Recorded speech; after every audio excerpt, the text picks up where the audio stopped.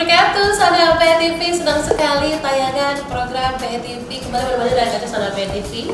Kali ini program Nota Ngobrol Prestasi. Dan pemirsa, senang sekali ya akhirnya setelah sekian lama kembali bertemu di program Nota bersama dengan Puspa pastinya. Hari ini akan menghadirkan narasumber yang spesial, yang luar biasa, yang keren banget, yang mungkin sudah seliweran di sosial medianya, yang punya sosmed aja tapi ya.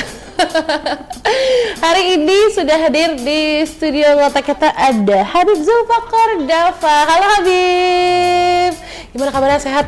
Alhamdulillah sehat. Alhamdulillah sehat, ya luar biasa. Nah, di sebelahnya Habib juga ada ini Ketua Bidang Pelatih IPSI Provinsi Bengkulu, Bapak Dali Sukma. Halo Bapak, gimana kabarnya?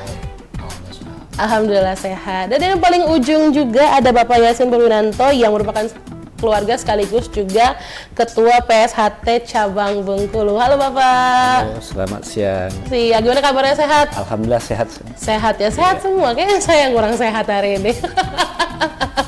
Nah, mungkin bisa udah tahu ya kalau misalnya Habib ini kemarin jadi perbincangan di sosmed ya, banyak banget diberitakan di berita-berita online karena dapat medali emas untuk World Event Pencaksilat Championship 2024. Nah, penonton mana tepuk tangan ya penonton? Aduh, kan saya udah bilang penonton tuh harus kompak ya, lain kali jangan kayak gitu lagi ya. Hari ini akan ngobrol sama Habib tentang si event yang kemarin yang udah diikuti sama Habib ya, dapat medali emas. Gimana rasanya, Habib?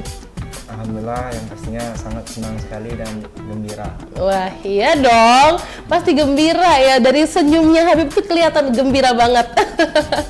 Habib, boleh cerita nggak sih waktu event kemarin, dari secara kamu sendiri bisa sampai ke event itu, gimana ceritanya sih, Bib?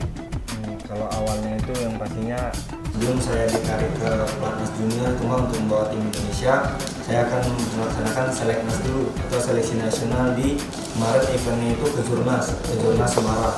Itu 38 provinsi di situ ditandingkan sehingga per nomor kelasnya itu mendapatkan juara satu itu mendapatkan tiket untuk berkesempatan membawa tim Indonesia ke ajang World Championship di Abu Dhabi. Oke, berarti ada semacam seleksinya gitu ya dulu sebelum kamu masuk menjadi tim yang ke Abu Dhabi. Nah, sampai akhirnya kamu ke Abu Dhabi nih ya, untuk ikut event pencaksilat championship ini. Itu berapa negara sih, Pip, yang ikut? Kalau untuk jumlah negara dan pesertanya itu diikut sertakan 57 negara dan 1.100 peserta secara keseluruhan. Wow, banyak banget. Nervous gak sih? Sedikit, Mbak. Oh sedikit. Oh, kalau aku udah nervous banget sih ya itu. Tapi Habib dikit aja ya. Nah mungkin kita berbicara lagi tentang eventnya nih, event pencaksilatnya, karena ini eventnya internasional ya, dari berbagai negara juga. Lawan terberat kamu waktu itu siapa, Habib? Kalau untuk di pencaksilat ini yang unggul itu adalah negara-negara ASEAN. Kalau untuk lawan terberat saya kemarin yang saya rasakan itu pas lawan Malaysia. Itu agak susah dan harus ekstra untuk bisa menggunakan pertandingan tersebut. Kenapa? Apa dia sambil lempar ayam goreng nggak ya? Kenapa kok bisa jadi berat? Ya mungkin karena itu negara tetangga kita dan juga familiar sama pencaksilat. Selain Indonesia kan Malaysia juga mungkin ya umumnya banyak kan mengikuti pencaksilat. Padahal itu Indonesia punya Indonesia tapi yang paling unggul. Tetap Indonesia yang paling unggul. Iyalah, keren. Habib, dan tepuk tangan penonton. Ada penonton yang nggak kompak, sekali lagi nanti segmen 2 harus lebih kompak ya. Pak Dali yang juga ini jadi coachnya si Habib, gimana melihat perkembangan Habib sampai dengan di event internasional pencaksilat championship ini, Pak Dali? Pertama saya ucapkan terima kasih dan alhamdulillah sekali Habib sudah berjuang bisa-bisa di internasional championship ini. Ya baru pertama kali mungkin profesional ini yang dapat medali seperti ini, dan saya sangat support dan gembira sekali. Apalagi ini internasional ya. Internasional. Dan medali emas langsung loh, ini keren banget loh. Gimana proses trainingnya Habib selama ini kalau boleh tahu sampai bisa? training si Habib untuk mengikuti kejuaraan dunia pencak di Abu Dhabi ini. Beliau ini memang kemudian di Padepokan Pencak Silat sebelum awal-awal itu berangkatkan ke Semarang. Alhamdulillah di Semarang beliau mendapatkan juara 1 pada waktu di Semarang. Oke, makanya juga jadi batu loncatan juga ya sampai akhirnya bisa ke event internasional yang tadi. Keren banget loh. Nah, Pak Yasin juga sekaligus keluarga dan juga ketua PSHT cabang Bengkulu ya. Wah, pasti kita impress banget ya ketika ada anak muda Bengkulu yang sangat berbakat, yang punya prestasi seperti Habib. Kalau Pak Yasin sendiri perasaannya seperti apa ketika mendengar Habib mendapatkan medali emas di ajang itu? Baik, terima kasih. Sebelum dia mendapatkan medali emas pun kami selalu memantau melalui YouTube karena itu setiap pertandingan disiarkan live melalui YouTube.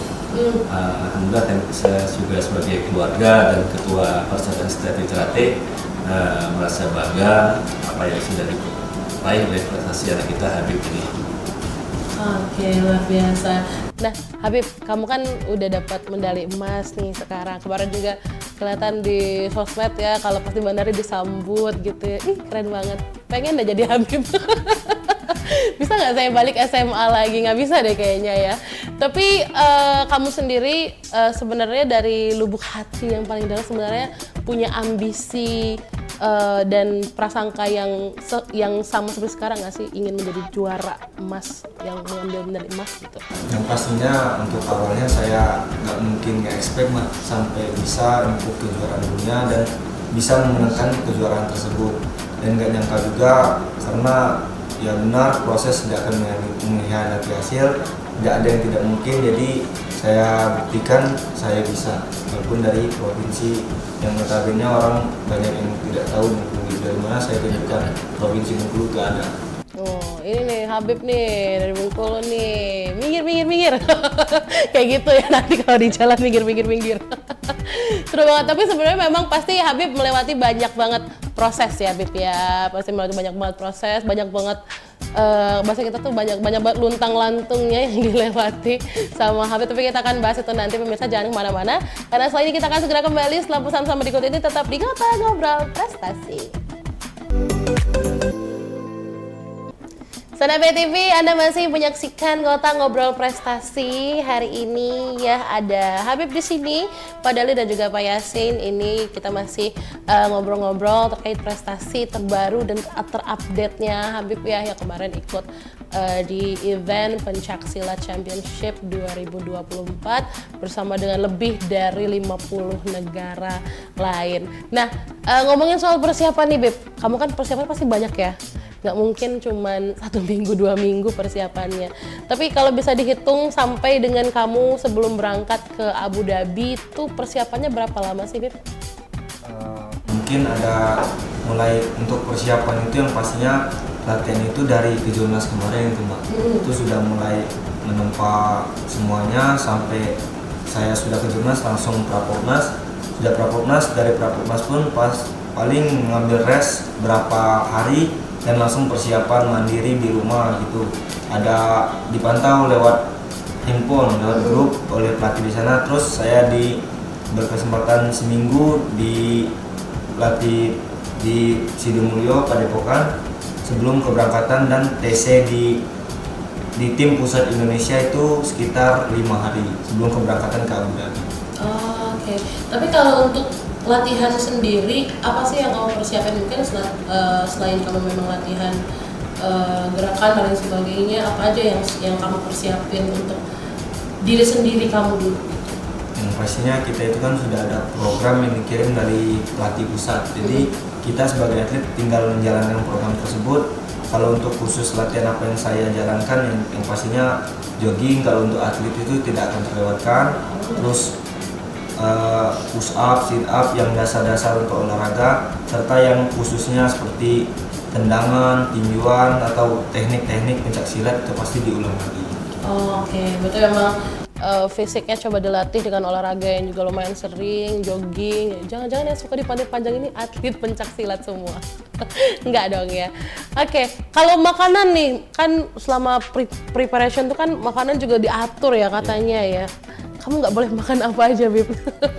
Kalau untuk makanan yang puasa selama saya mau bertanding itu yang pastinya yang pedas-pedas, cabai, yang kalau kesukaan anak muda sekarang ini seblak, itu jangan dulu kalau mau bertanding. Oh, gitu. Terus mie yang pedas-pedas itu yang level berapa itu nggak boleh, karena itu mengaruh di dalam tubuh.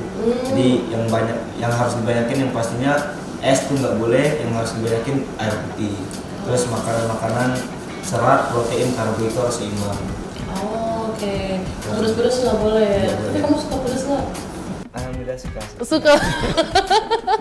Harus ditahan dulu tapi ya. Tapi Coach Dali, kenapa sih kalau kita mau prepare, ini beberapa narasumber kita juga di Ngota sering banget nih ada pantangan makan, pedas terutama. Kenapa sih kita tuh nggak boleh makan pedas kalau mau tanding, apalagi nih eventnya besar gitu loh? Ya kalau untuk makanan pedas itu kalau ada itu sangat mengganggu pada waktu pertandingan. Sebab itu permasalahan di nafas dan daya tahan.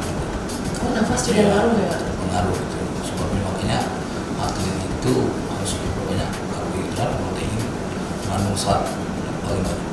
Nah itu air putih itu harus. Air putih itu harus penting ya. Ya. Oke. Jadi kalau menuju tanding tuh nggak bisa makan makanan kesukaan kamu ya, Bib ya? Harus ditahan dulu. Dan mungkin sedikit cerita tentang Habib mungkin secara dekat dengan keluarganya Pak Yasin di sini yang merupakan pamannya juga. Habib ini sendiri kalau dari selama latihan juga mungkin Pak Yasin juga melihat dan juga termotivasi juga dari keluarga yang juga background pencak silat, melihat perkembangan Habib sekarang Pak Yasin, bisa dikatakan seperti apa perkembangannya? Sebegitu melejitkah perkembangannya? Baik, untuk Habib ini kan betul dari basic keluarga itu adalah pencak silat semua. Untuk Habib sendiri dia mulai latihan mulai dari kelas 4 SD itu udah mulai ikut latihan. Sudah ikut latihan di dekat rumah itu. Memang di dekat rumah Habibnya ada lapangan yang memang fasilitas tempat latihan. Jadi di sana Habib digembleng untuk latihan dari PSHT, makanya dia mulai dari SD pun sudah ada itu pertandingan usia dini.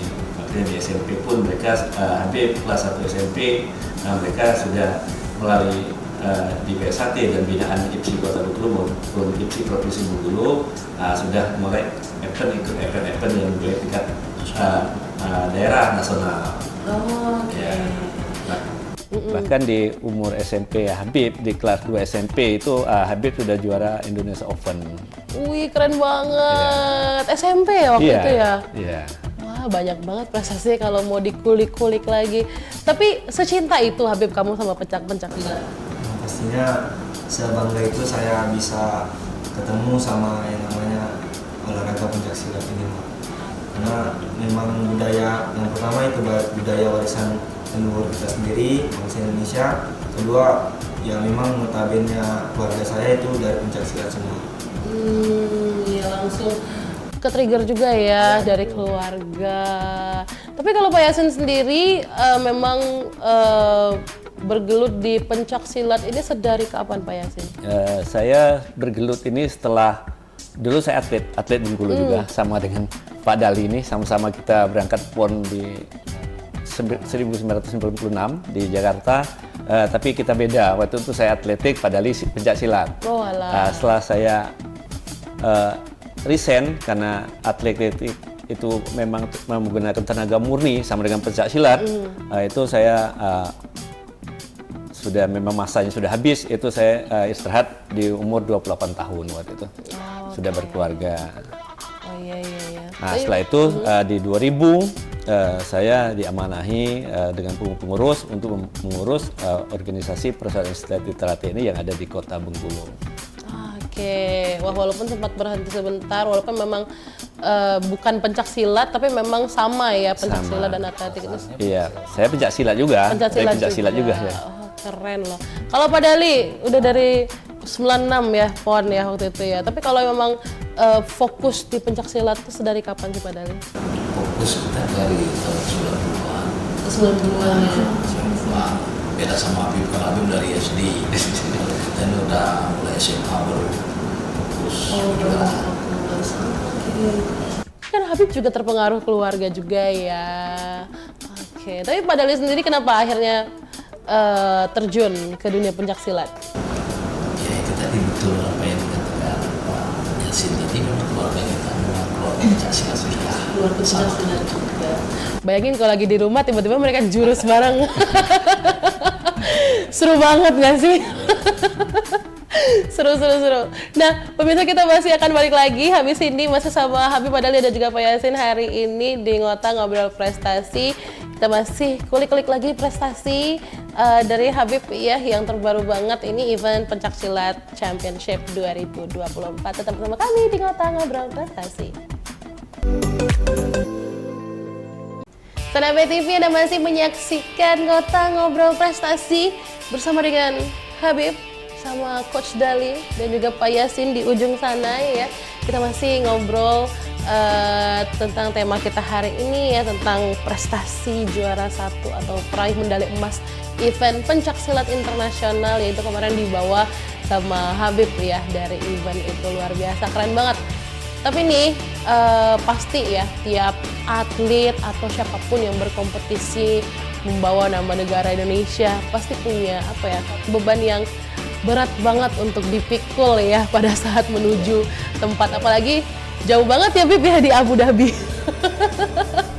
Tapi gimana kamu menghandle perasaan kamu sendiri atau mental lah ya, menjaga stabilitas tenaga pada saat kamu lagi tanding kemarin itu? Untuk mental atau menjaga pikiran supaya kita beban seperti 200.000 orang di Indonesia bergantung kepada kita karena kita perwakilan dari Indonesia melawan negara lain, itu sudah ditempa karena kita sudah tahu kita ini putra putri terbaik Indonesia yang dikirim untuk membawa nama bangsa bertanding di negara orang dan memberikan harus hasil yang maksimal itu dari yang paling terbaik. Oke, berarti emang sudah di mindsetin betul ya bahwasanya ini memang salah satu tugas kita sebagai putra-putri Indonesia ya. Wah, keren banget. Tapi walaupun perasaan-perasaan anxiety itu pasti ada ya Bib ya. Pasti ada dan pasti ini udah di prepare sebelum kamu pergi ke Abu Dhabi, ini sudah disiapin semuanya. Nah, tapi kalau motivasi yang memang kamu dapatkan ketika lagi di Abu Dhabi itu biasanya motivasi dari mana sih Beb datangnya? Karena motivasi terbesar saya itu yang pastinya dari kedua orang tua saya, karena melihat muka mereka beliau berdua aja saya sudah semangat sekali.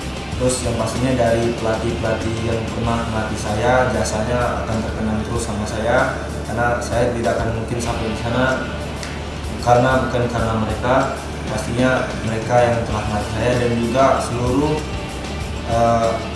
PSHP cabang Kota Bengkulu yang telah mendoakan saya, mensupport saya dari sekolah pun sangat besar support dan doa kepada saya. Jadi semua orang yang ada di Bengkulu itu menjadi penyemangat saya dan motivasi saya supaya bisa berdiri di podium tertinggi.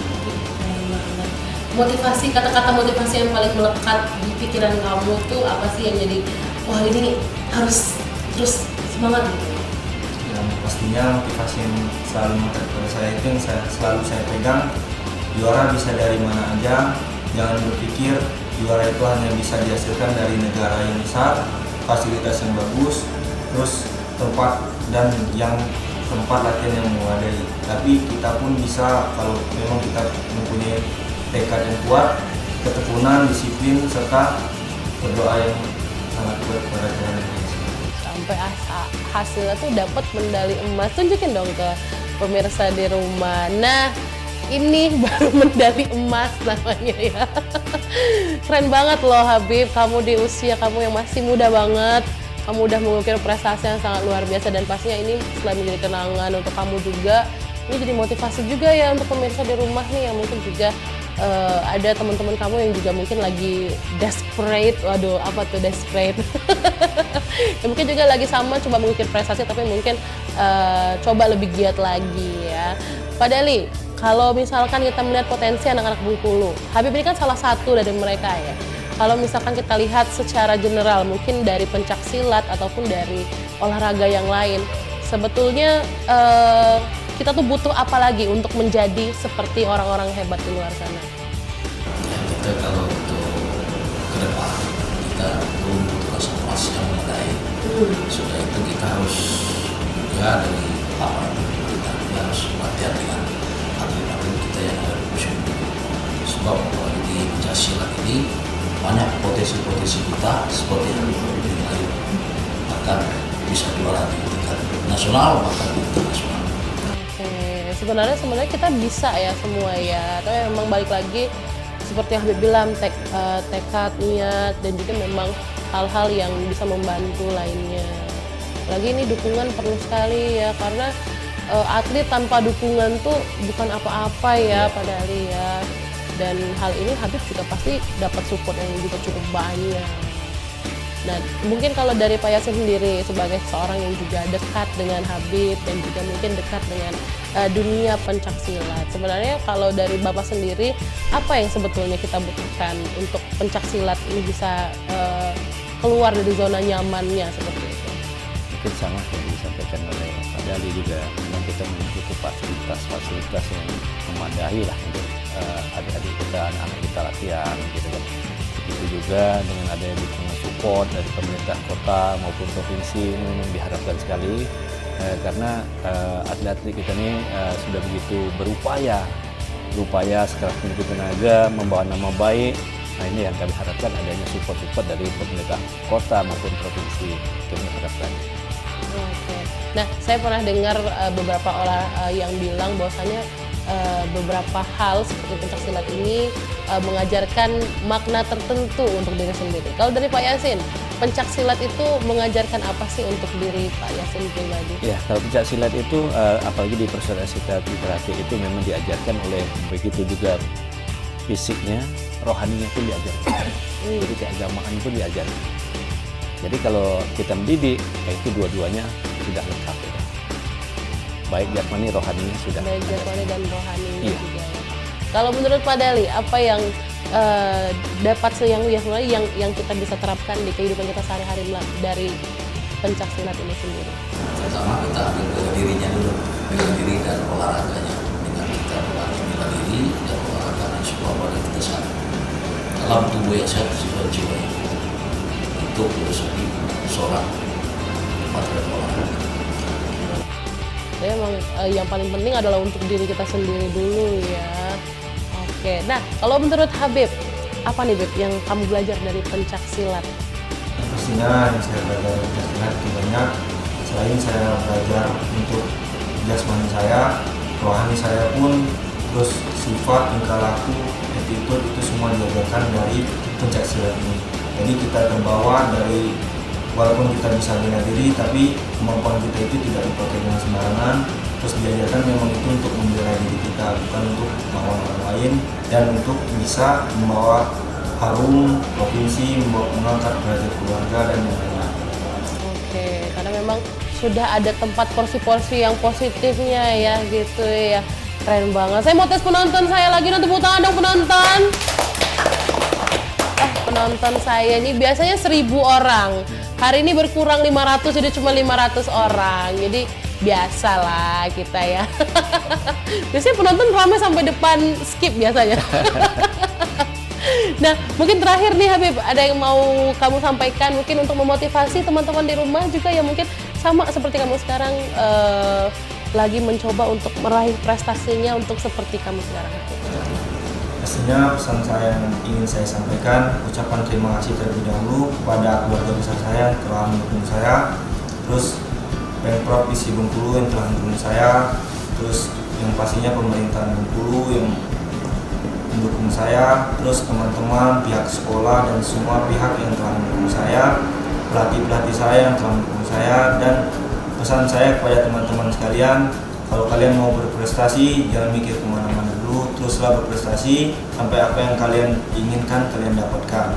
Jadi teruslah berlatih, disiplin, bertekad yang kuat dan berdoa yang kencang kepada Tuhan Yang Maha Esa. Kita punya usaha, kita punya doa, pasti apa yang kita inginkan bisa tercapai. Oke, selagi masih punya tenaga, latihan terus, jangan lupa tetap berdoa juga ya, karena latihan tanpa berdoa tuh seperti tidak balance seperti itu ya. Wah, luar biasa, terima kasih banyak Pak Yasin sudah menemani hari ini. Pak Dali juga terima kasih banyak. Habib juga semangat. Pokoknya habis ini kita akan undang lagi Habib, mungkin nanti Habib ikut kejuaraan yang lain juga, wes. Makin sering ketemu Habib nih habis ini.